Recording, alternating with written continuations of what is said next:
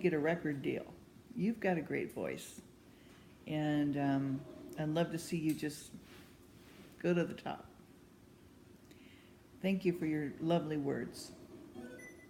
Um, my TV is going weird today. I don't know what's going on with it. Anyway. Yeah, so I did a little sample of Moody Blues on one song, and I did a Bob Dylan tune prior to that. What is going on with my TV? Sorry about the beeps. That's, something going on. Anyways, yeah, Baby, I Want You. And the Beatles did a song similar title, I think. But I love Bob Dylan's, his poetry and everything. Just the way that he can string words together, and the way that he emphasizes certain things. And Vic, you have that ability too, so that's really great. Yeah. So I also had a interesting weekend. I stood in front of a judge for the first time in my 60 plus years. That was a new experience. I'm usually interpreting for them, in sign language. Not going, yes, Your Honor, And I didn't know it had been such a long time. I didn't know, what okay, you get a ticket, I call it a ticket, I didn't know it was called an infraction, I mean, I just didn't put the two together at the time. And so they had these, you're in groups, right? So depending upon your,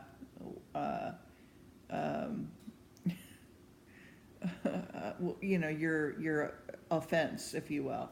And I honestly didn't think that I was guilty. And so I was hoping I could just kind of plead my case to the judge, one-on-one, but we can't take up the court's time. You have to go to trial for that, and I'm like, oh, I don't want to take another day off, to do this, or use another of my free days to do that, And so I just figured, I'll just plead guilty. Hopefully he'll he'll reduce the fee since I showed up, which he did by a lot. So, kind of no complaints in that department, really. That was, kind of him to do that. He took at least 25% off, if not more. So anyway, I hope that's not going to continue all day. Oh, okay, hold on.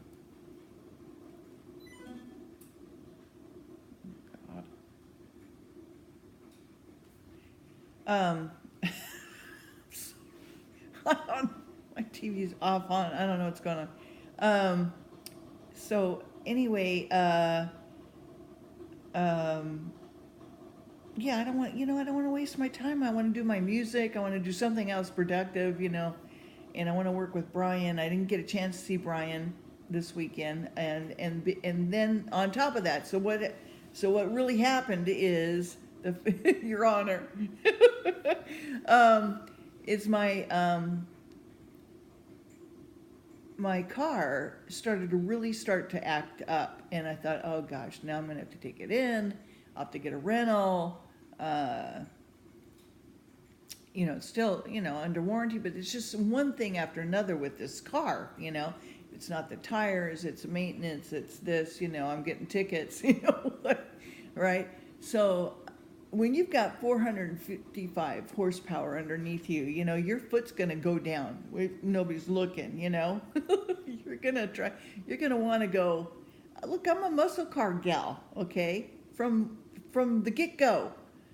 I've had Mustangs and all kinds of cars. I mean, I like, I'm a muscle car gal, Chevelles, GTOs. I mean, I loved all those cars, and I didn't have them, but I had Mustangs and Camaros, and I had Pontiacs, and I've had, I had a Berlinetta T-top that was a gorgeous little car. And and I've had tons of cars, just way too many that a person should have. But so I've always had a little bit of a lead foot, and but I've been cautious. I've been very cautious with it, not reckless, crazy or anything like that. I'm not like Fast and Furious nuts, I'm not that at all. And I do value life and others, so I would always make sure there was just nobody around, and I knew the area well, and that there was not going to be cross traffic or anything. And occasionally we had friends in the car, and I'd go, let's see how, and I'd get it up there pretty good and quickly, and then I'd bring it down and go, see, and that kind of thing.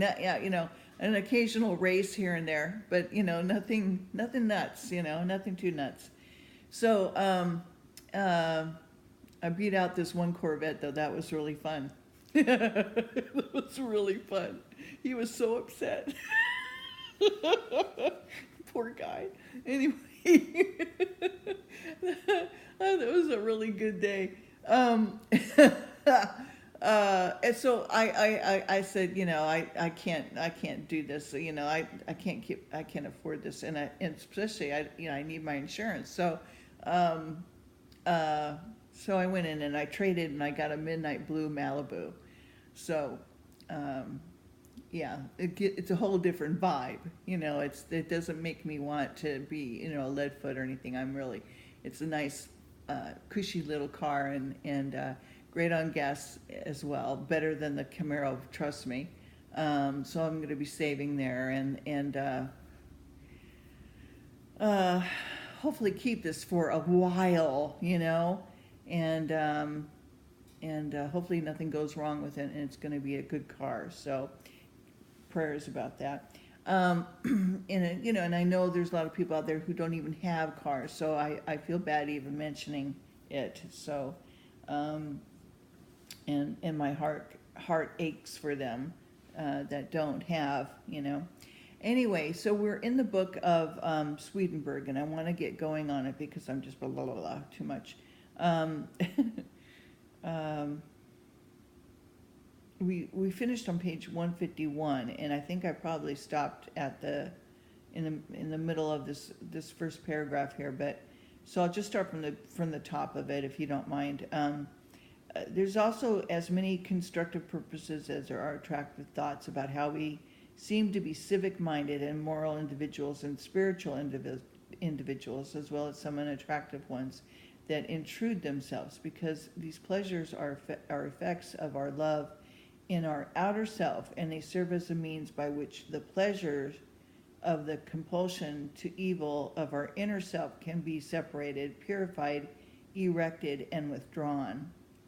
For example, take dishonest judges who see money or cronyism as the goals of function of their office. Inwardly, they are constantly focused on these goals, but this comes out in an effort to act competently and fairly. They find a constant pleasure in pondering, thinking, reflecting, intending ways to bend, turn, adapt, finagle the legal system so their decisions seem to conform to the laws and to mimic justice. They are not aware that this inner pleasure is made up of plots, pretenses, deceit, undercover theft, and much more of the same kind. And that pleasure, comprising of all these pleasures of obsessions with evil, is the controlling element in everything that goes on in their outward thinking, where they find pleasure in seeming to be fair and honest. The inner pleasures are allowed to come down into the outer ones, and that they mingle there the way food is churned in the stomach. This is where they're separated, purified, withdrawn. This applies, though, only to the more serious pleasure of our compulsion to evil. For evil people, only the separation, purification, withdrawal of the more serious pleasures from the less serious ones is possible.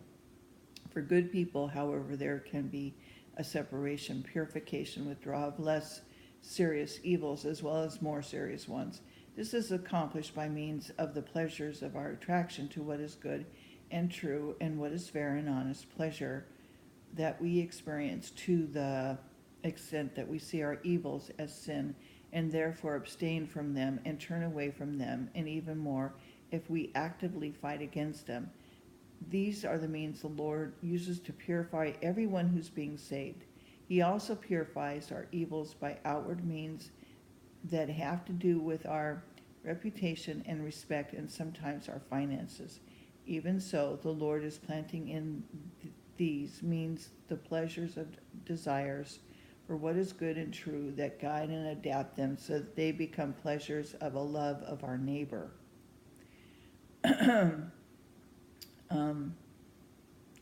So what we see as being, maybe harsh that's happening in our life, or that we feel like we're being without, and here we are loving the Lord, and we should have a bountiful plenty. It might be a lesson that the Lord's trying to teach us, at that time. You've heard that, before. Okay, so always guiding us to love one another and to love our neighbor as we already love ourselves, Love the Lord with all your heart, mind, soul, and strength. But also, to love your neighbor. If we are to see the pleasures of our compulsions to evil in some kind of visible form or feel them clearly with any other sense, we would see and sense that there are so many that cannot be delimited. Okay. Hell in its totality is nothing but a form of our compulsions to evil, and in hell there is no single compulsion to evil that is exactly like any other. There cannot be one exactly like another to eternity. We know almost nothing about these countless elements, let alone how they are connected, and yet in this divine providence, the Lord is constantly leading them to come. Divine rule, God's rule is constantly leading them to come forth so that they can be withdrawn, doing this in a perfect pattern and sequence. The evil person is a miniature hell, and a good person is a miniature heaven. There's no better way to see and be assured that the Lord accomplished this withdrawal from evils in 1,000 ways, some most mysterious, than to look at the mysterious workings of the soul in the body. Here are some that we know about. We know that when we are going to eat something, we look at it, smell it, want it, taste it, break it up with our teeth, use our tongues to send it down the esophagus into the stomach. However, there are mysterious workings of the soul of which we are totally unaware because we don't feel them. The stomach churns the food it has received, breaks it down, sorts out its secretions, that is, digests it, aligns the elements to the appropriate open pores and veins that take them in, carrying some elements off to the blood, some into the lymphatic vessels, some into the lacteal vessels of the mesentery, and some are sent down into the intestines. And the chyle that comes from its reservoir in the mesentery is brought down through the thoracic duct into the vena cava, and from there into the heart, and from the heart into the lungs, and from there passes it to the left ventricle of the heart into the aorta, and then through the whole branching system into the organs of the whole body. Material is also brought into the kidneys, in both of which there take place separation, purification, and withdrawal from the blood of elements that are not suitable. Allow me to leave out the heart, sends the blood that has been purified in the lungs up to the brain, which it does through the carotid arteries, and how the brain sends energized blood back into the vena cava just above the place where the thoracic duct injects the chyle, from back there, and from there back to the heart. There are some mysterious workings of the soul in the body, and there are many others. Most people are unaware of them, and people who are not trained in anatomy know nothing about them. These things like this are going on in the deeper reaches of our own mind, since nothing can happen in the body unless it comes from the mind. Oh, crap. I went too far.